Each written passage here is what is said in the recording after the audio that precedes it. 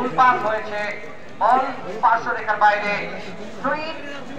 Throw-in হবে ধোবাঘাট gangster club Kamarkhanda সিরাজগঞ্জের পক্ষে। থ্রোইন ব্যাক পাস হয়েছে, 5 নম্বর জার্সি পরিহিত খেলোয়াড় সেখানে আছে রহমতুল্লাহ। বাড়ির পিছন সামনে